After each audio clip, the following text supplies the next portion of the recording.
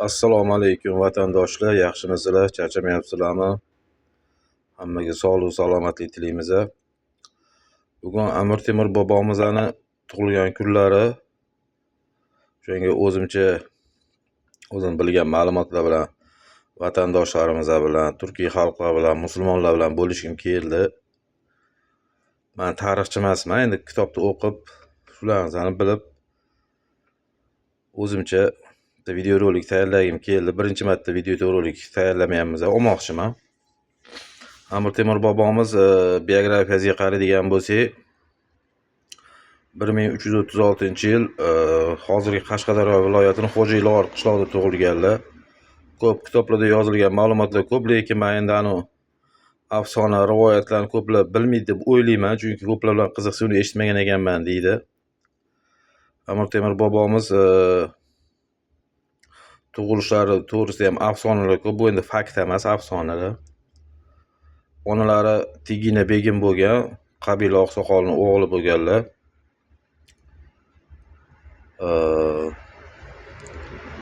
Homilador bo'lganlarida onalari tush ko'rgan, tushlarida shu ostlarida kinadan pastlardan quyosh chiqib, osmonni yoritib yuborgan ekanda. Shu bilan keyin bu hikmatli tush deb, bu tush Rahmondan deb borib shayx pir ustozlariga uchrashgan ekanlar.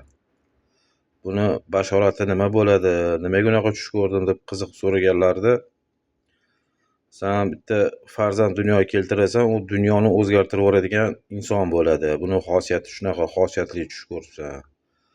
O'zingni ehtiyot qilgin deb ogohlantirib ketadi. Shunaqa suhbat bo'ladi. Shu suhbat asnosida rostdan ham endi keyin tug'ilganlarida osmonda katta yulduz charaqlaydi.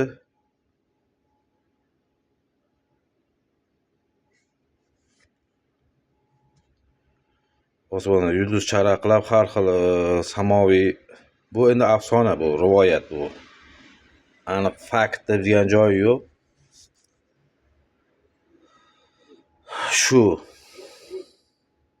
Shundan keyin Amir Temur bobomiz dunyoga kelganlar, dunyoni o'zgartirib yuborgan odamlar sirasiga kirishadi. Olimlarning fikri bo'yicha, hozirgi olimlarning fikri bo'yicha har 8 yilda ikkita yulduz uchrashar ekan. Yulduzlar otilmagan, Mushtariy bilan yana qaysidir yulduz uchrashganda dunyoni o'zgartirib yuboradigan odamlar dunyoga keladi deyiladi. Hozirgisi mana tug'ilganlariga 689 yilmi bo'ldi, adashmasam. Bizga ma'lumi Aleksandr Makedonskiy deyiladi. Iskandar Zulqarnayn, ikkinchisi payg'ambarimiz bo'ladilar, Muhammad sollallohu alayhi vasallam. Uchinchisi Amir Temur bo'ladi. Endi Amir Temur nimaga bu dunyoni o'zgartirib yuborgan odam deyiladi? Shu Amir Temur bobomiz sababli mana katta imperiyalar qurilgan. Bizani tariximizni juda ko'p yo'q qilmoqchi bo'lishdi. Amir Temur bobomizni yomonlashdi, yomon tomondan ko'rsatishdi. Lekin bar haqiqat yuzaga chiqib, mana Amir Temur bobo shaxsiyati tiklandi. Qurgan obidalari shu kuch-qudrat timsoli desa bo'ladi. Endi bu yerda afsonaga rivoyatlarga o'tadigan bo'lsak, mana bu ham bitta afsonaga o'xshagan narsa, 8 yil tug'iladigan odam deyiladi. Keyin Amir Temur bobomiz haqida ko'p ma'lumotlar bor. Masalan, bu ham afsonaga o'xshaydi-yu. Mistika joylari, misol uchun Ikkinchi jahon urushi boshlanishi. Buni hamma bilsa kerak. Rossiyalik blogerlar, jurnalistlar ko'p ma'lumotlar berishadi. Misol uchun 1941-yil 19-iyun kunlari Stalin boshchiligida buyrug'i bilan hamma katta Amir Temur avlodlari, ustozlari, o'shalar hammasini qabri ochiladi ekspeditsiya aniq qilishga. Akademik Gerasimov boshchiligida. Gerasimov haykaltarosh, o'sha antropolog nimadir deydi, shu insonlar qoldiqlarini o'rganadigan katta olim bo'lgan. O'sha boshliq bo'lgan. Stalinning buyrug'i bilan shu narsa amalga oshirilgan. Endi afsonalar bo'yicha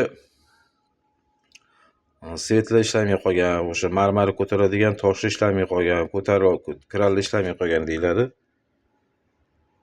Keyingi o'sha narsa bo'lgandan keyin 41-yil 22-iyun kuni SSR hududiga, ya'ni bizani davlatimizni hududiga, u paytda bitta davlat bo'lgan, Rossiya, o'zinglar bilasizlar, SSR degan davlat bo'lgan. Hamma bittada hujum qilgan. Keyin ota-bobolarimiz bizani vatanni himoya qilish uchun ota-bobolarimiz, buvilarimiz, ona, tog'a hammamiz O'zbekiston Respublikasining fuqarolari, yon qo'shni davlat, hamma davlatdan hamma urushga otlangan. Keyin shundan keyin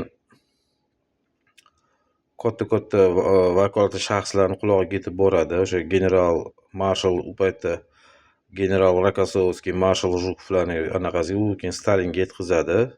U oliy qo'mondon Stalin bo'lgan. Shundan keyin eng katta jang bo'layotgan paytda qabri, Amir Temur bobomizning qabri o'rganilib, suyaklari o'rganilib, hammasi o'rganilib, joyiga qaytarilib, musulmoncha urf-odat bilan ko'milgandan keyin qizil askarlar, o'sha bizani davlatimizning askarlari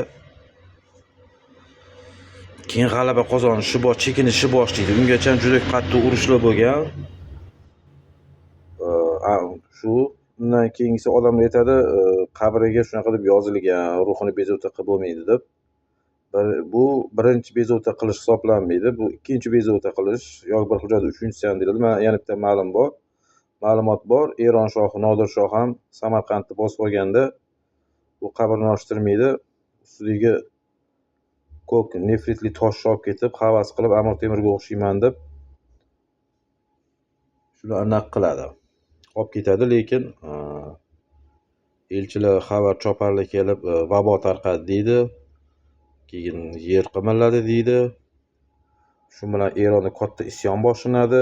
Shu keyin Amir Temur qabrini bezovta qilganim uchun bo'ldi shu narsa deb joyiga qaytarib qo'yadi. Lekin уже kech bo'ladi, sababi undan keyin katta isyonlar ta'siri ostida Nodir shohi deydi, avlodlari juda ham kuchli tanazzulga uchrab yo'qolib ketgan degan joylari ham bor. Bu ham bitta sabab. Endi bular afsona, mistikaga bog'lab gapiryapman. Undan keyingisi Amir Temur bobomizning hayoti juda qiziq voqealar ko'p. Men o'zim qiziq qoladigan narsam, Amir Temur bobomizning hamma ishi maslahat bilan, katta mashvarat bilan amalga oshirganlar.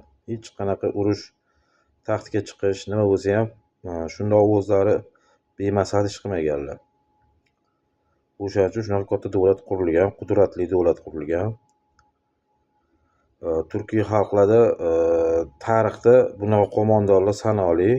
Men endi o'zimning fikrimni aytadigan bo'lsam, Chingizxon, Aleksandr Makedonskiy, Amir Temur bobomiz hammasi bir-birini o'rnini talashadigan podsholar bo'lgan. Ya'ni sarkardalar bo'lgan. Bunaqasi boshqa menimcha bo'lmagan bo'lsa kerak. Keyin o'sha mistikalarga ko'p e'tibor beryapmiz.